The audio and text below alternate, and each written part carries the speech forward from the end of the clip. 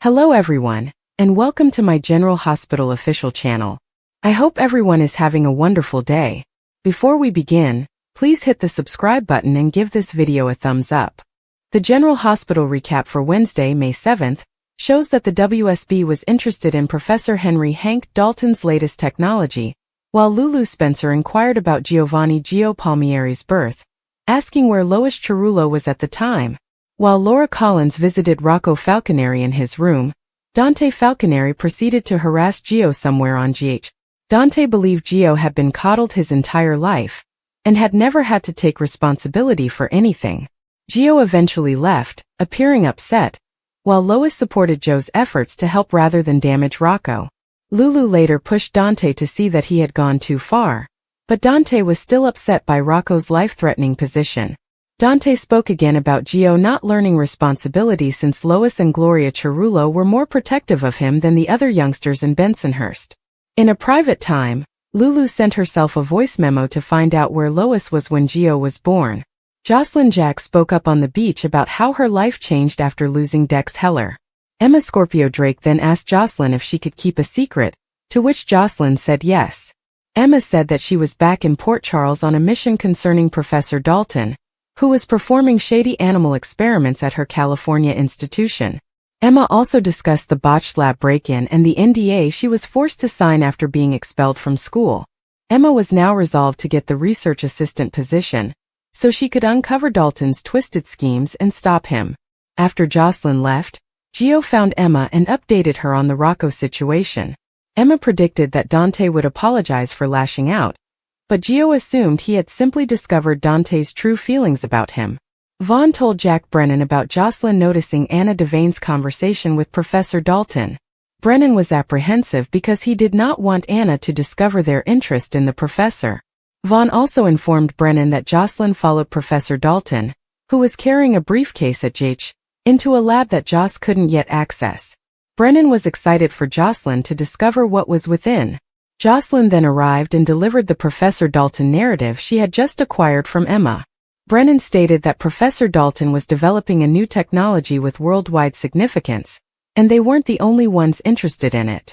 Jocelyn wondered why they hadn't arrested Professor Dalton, but Brennan demanded that he finish the technology first because the WSB wanted it.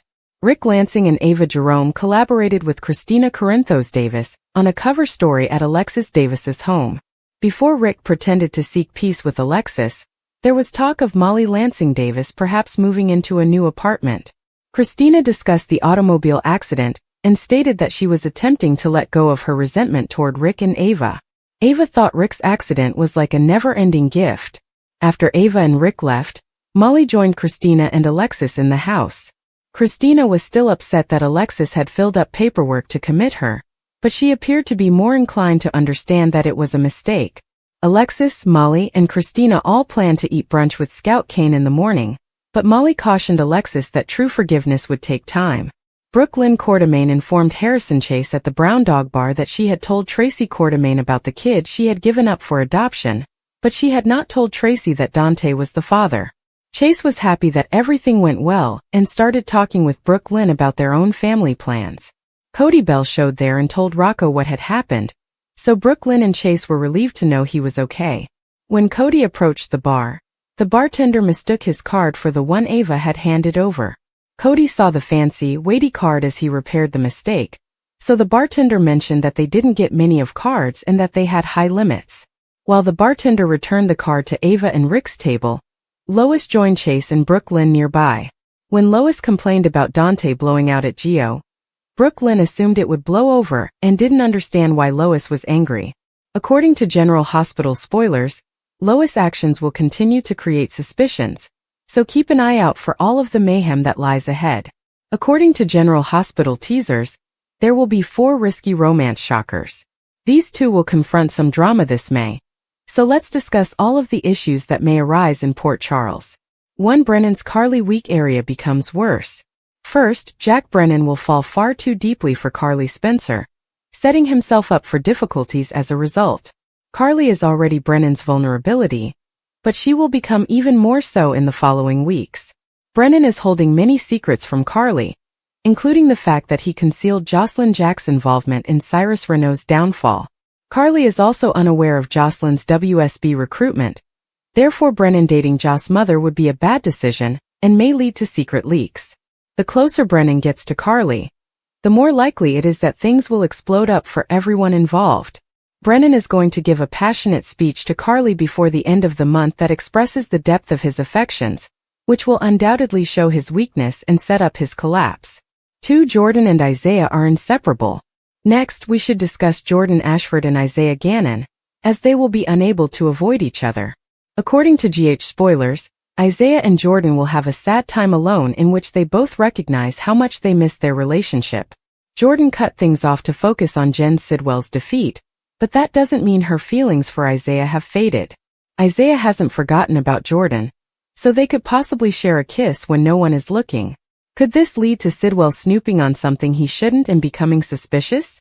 Jordan is attempting to be cautious, but she may make a mistake that jeopardizes her purpose. 3. Cody and Molly are forced out of the friend zone. Meanwhile, Cody Bell and Molly Lansing Davis may be driven out of the friend zone. Someone may jump to conclusions about Molly and Cody's relationship later this month, which may lead to some honesty between them. Whether this miscommunication occurs on the nurse's ball red carpet or during a nice dinner together, Cody and Molly may reflect on their feelings for each other in the aftermath. Could this be the pivotal point where Molly and Cody put their hearts on the line? Cody and Molly may decide to date legitimately, thus the whole incident could turn out to be a good thing. 4. Rick and Liz's risky bonding experience. Meanwhile, Rick Lansing and Elizabeth Baldwin will have some risky bonding time. Liz and Rick will inevitably dine together, which could cause problems for a variety of reasons. Lucky Spencer's envy could play a role, but the real drama could come when Rick decides he can no longer lie to Liz about their automobile accident. Rick might decide to reveal the truth regarding Christina Corinthos Davis' effort to remove Ava Jerome from the map, which resulted in her accidentally cutting the brakes on Rick's automobile. If Rick confesses and Lucky's role in the cover-up is revealed, Elizabeth's romance with Lucky could explode. Liz's predictions for a new chapter with Lucky could all go up in smoke. General Hospital Spoilers claim some surprising news will append numerous duos on canvas, so stay tuned for updates on all the highs and lows. The tension in Port Charles reached new heights as the WSB escalated its search for Dalton and his groundbreaking, but dangerous new technology. The episode began with Agent Harrison Chase and Deputy Commissioner Jordan Ashford attending a high-stakes meeting at the WSB's temporary headquarters, where they looked over encrypted information that hinted at Dalton's next moves. The technology in question, a cutting-edge surveillance gadget capable of overcoming all known security systems, had already been compromised once, and the WSB was determined to avoid further breaches. Chase, who was still recovering from injuries received on a previous mission, insisted on remaining in the field despite Jordan's fears. His motivation was motivated by personal reasons. Dalton's technology had already been used to attack someone close to him, and he wasn't willing to let that go. Meanwhile, as Dante Falconeri delved more into the WSB investigation, he found himself torn between duty and familial loyalty. His father, Sonny Corinthos, had been approached by an old associate with ties to Dalton, putting Dante in a difficult situation. Sonny, always one step ahead, assured his son that he had no intention of becoming embroiled in Dalton's machinations, but Dante's intuition told him differently. The tension between father and son was apparent, with Dante warning Sonny that if the WSB discovered any connection between him and Dalton, there would be no way for him to avoid the consequences. Sonny, the consummate strategist, simply laughed and reminded Dante that in their world, information was the most important currency, and he had plenty of it. Across town, Carly Spencer and Drew Kane met in private at Kelly's to discuss the possible consequences of Dalton's technology falling into the wrong hands. Carly, who is constantly protective of her family and business interests, was concerned that the gadget would be used to expose holes in Corinthos' communications. Drew, drawing on his previous intelligence background, informed her that he had sources within the WSB, who were working around the clock to neutralize the threat. Their chat took a personal turn when Carly revealed that she was likewise concerned about Sonny's potential involvement.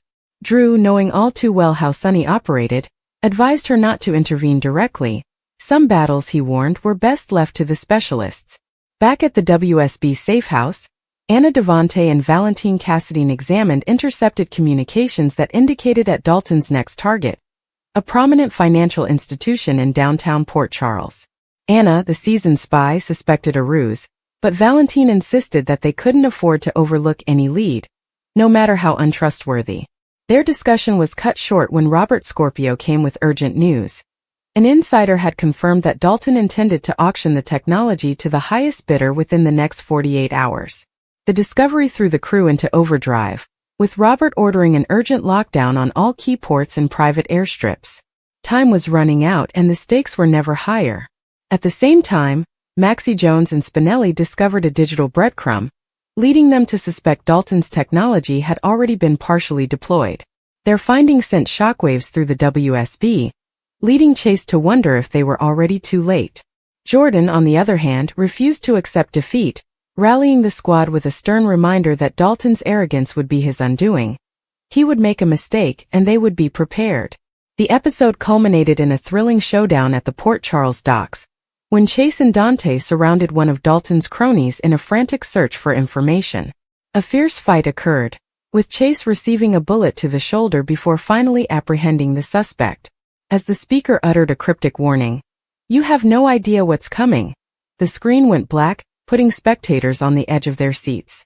The repercussions from this explosive episode promises to redefine alliances, test loyalty, and push Port Charles citizens to their limits as the race to stop Dalton heats up.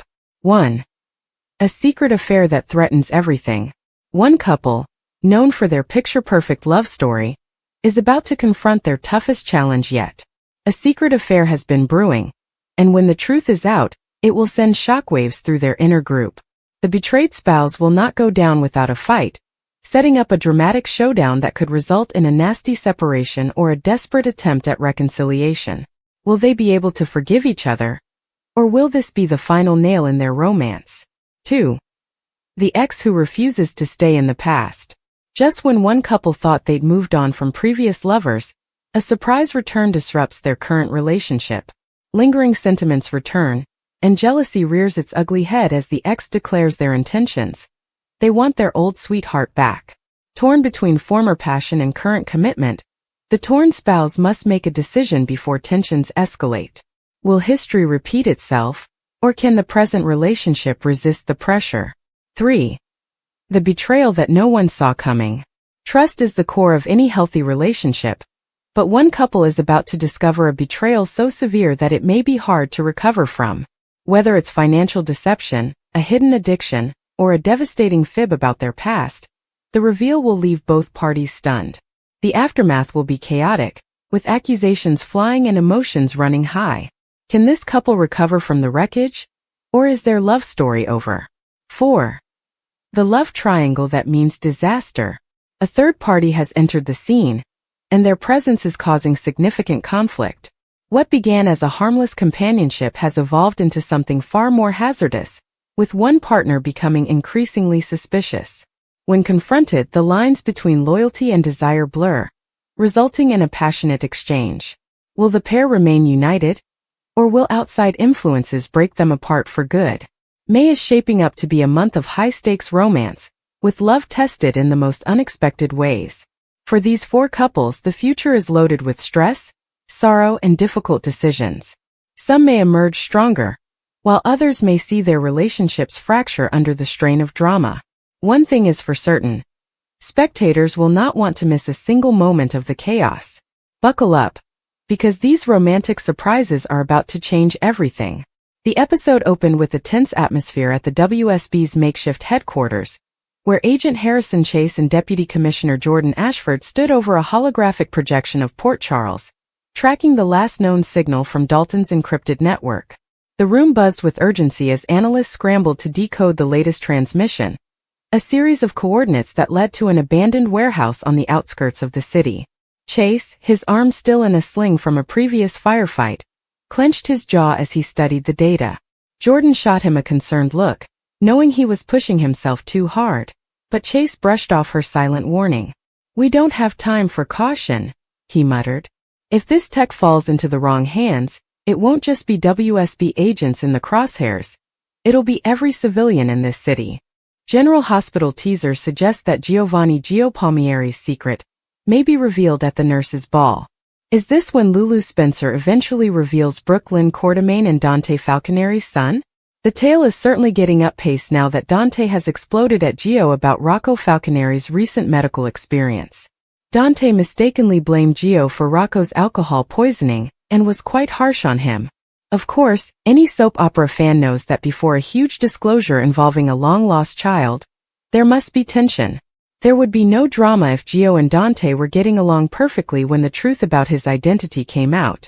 Now that the GH writers have generated some antagonism and given Lulu a few more clues to follow, it appears that the stunning Gio reveal is imminent.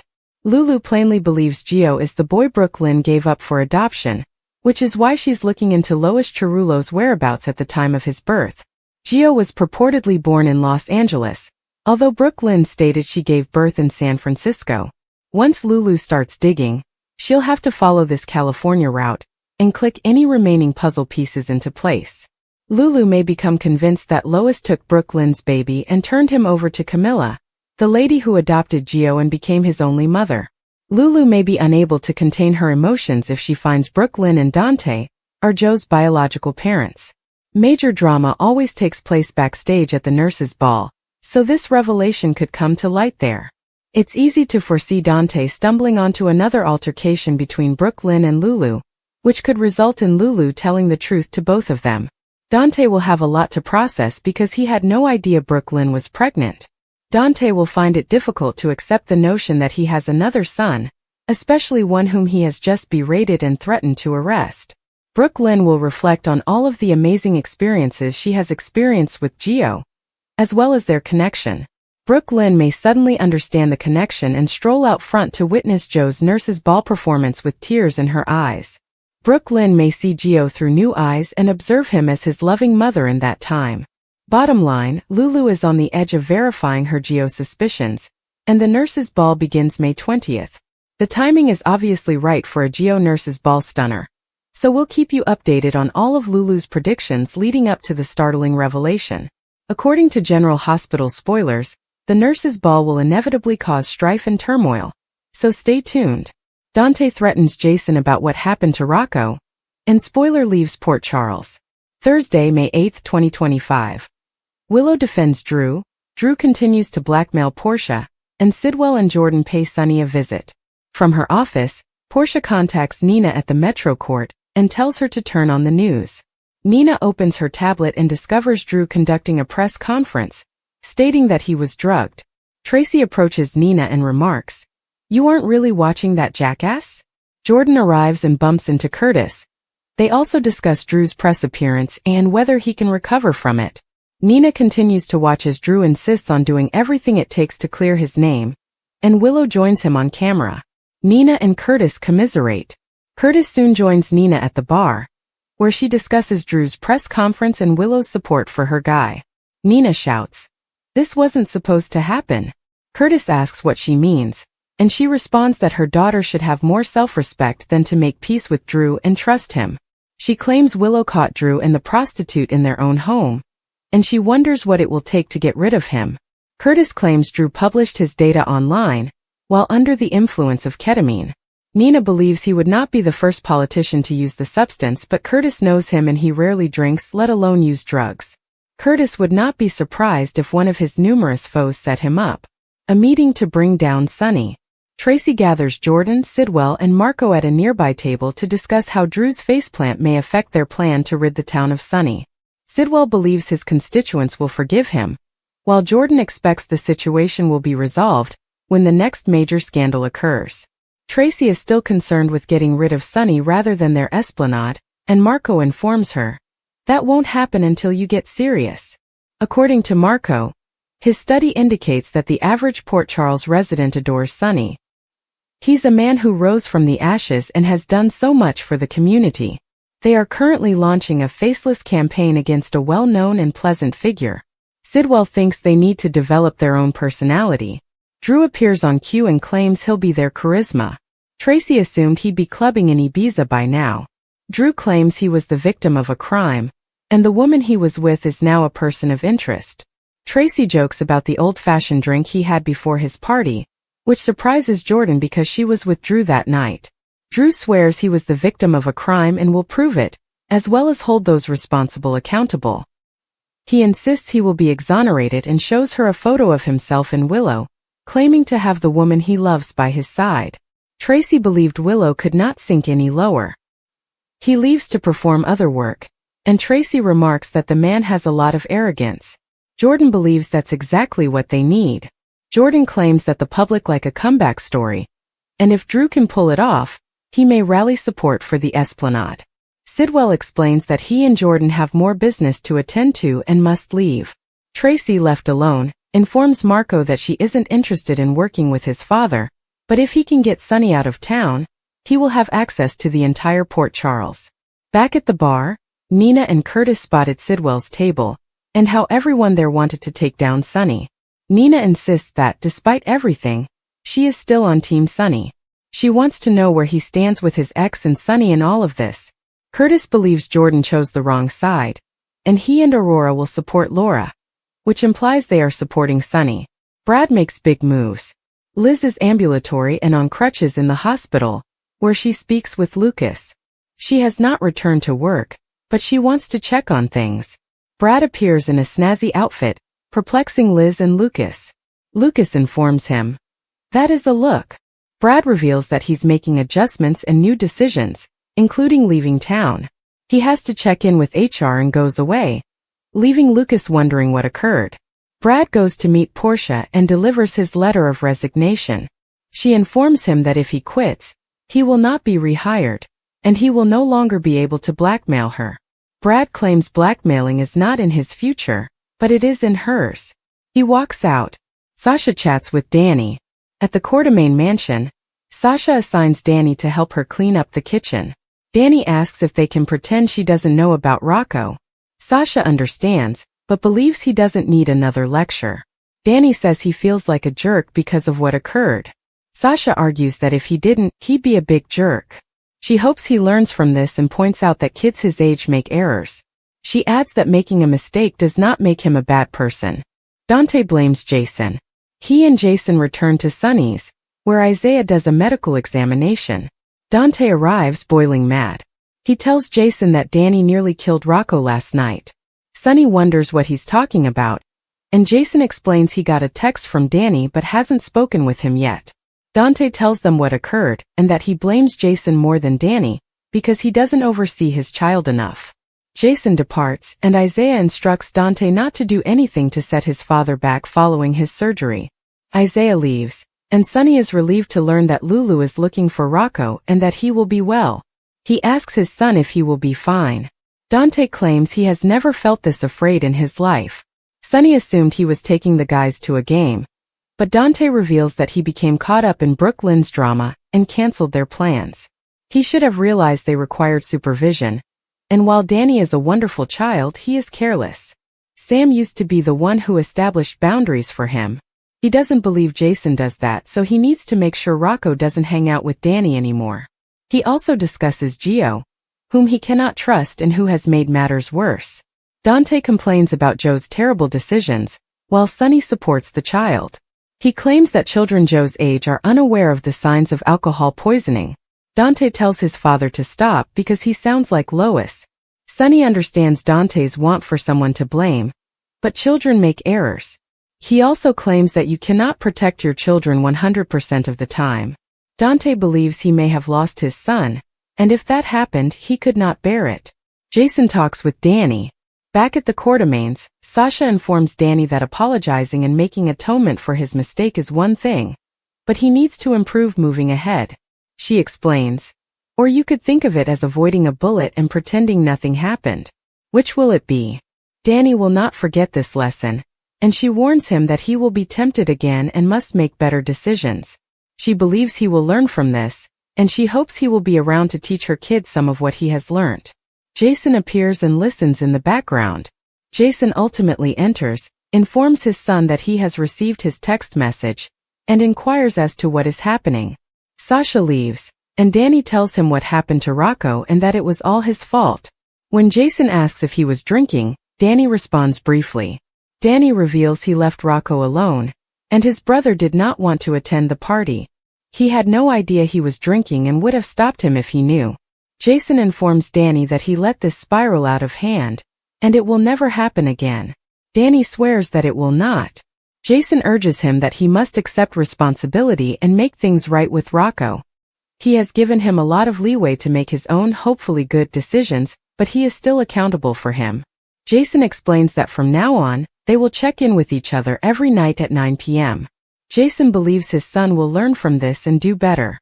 Jason informs Danny that his brother AJ began drinking when he was Danny's age. It cost him and his family a lot, and he does not want it for himself. He tells his son to learn from this and never do it again. When Dante enters, Danny faces him and apologizes for everything. Dante knows. Jason asks Danny to allow him and Dante a minute, then exits. Jason says Danny recognizes he made a mistake and will not make it again. Dante wonders what he will do to help his child realize the implications of his behavior. Just chatting to him isn't sufficient. Dante claims he might charge Danny as an accessory to attempted manslaughter. Brad says goodbye. But first, Willow makes an appearance at the hospital and speaks briefly with Liz. Portia pages her and she takes off. Liz is pleased to see Isaiah and wonders where he has been hiding. She mentions that he has already failed to show up for dinner with her and Lucky 3 times. She and Lucky believe he has been spending time with a mystery woman. Isaiah claims that if he were there, that individual would have chosen their work over his. Liz says that he should not give up on that person. Willow visits Portia in her office. Portia reveals that she was at the Savoy when everything went down and wanted to see how she was faring. Willow insists she is all right and defends Drew, claiming he was set up and would prove it. Portia speaks to Willow as a friend and understands her desire to be faithful to Drew, especially given everything they've been through. When making judgments about Drew, Portia suggests having an open mind. Willow appreciates her concern, but she is confident in her choices. She thanks Portia and leaves. Willow runs into Isaiah and figures he is going to scold her too. He is not, and says that if she believes in Drew, he will trust her. Willow recognizes that simply believing him is insufficient. She needs a judge to believe Drew too. Otherwise, this could jeopardize her divorce and cause her to lose her children. Liz and Lucas gossip about Portia and Brad. They're wondering if Brad's done blackmailing Portia and is leaving town. Perhaps he'll take the blackmail with him when he leaves. Drew arrives and greets Brad. Drew asks if he has all he requires. Brad does, but he believes he should take down Portia right now. Drew will defeat her, but on his own terms, and there will be plenty of destruction to go around. Drew then goes to see Portia and asks why he hasn't heard from her, as she was meant to keep him informed on Curtis and his news. She maintains she has no control over Curtis. Drew exclaims that he is not finished with her, that he would not back down from this disgrace and leave town.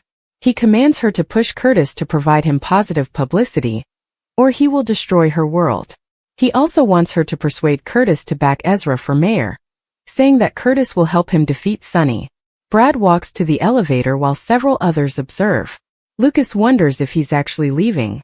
Brad claims he has no reason to be here. Lucas believes that a fresh start will benefit them both. Brad brags that the entire world is now available to him, including gorgeous models. He enters the elevator, and Lucas and Brad wish each other well. Lucas is definitely upset by Brad's leaving. In the dying seconds, Jordan and Sidwell arrive at Sonny's house for a brief visit. Sidwell adds he has an opportunity for him that he believes he will enjoy.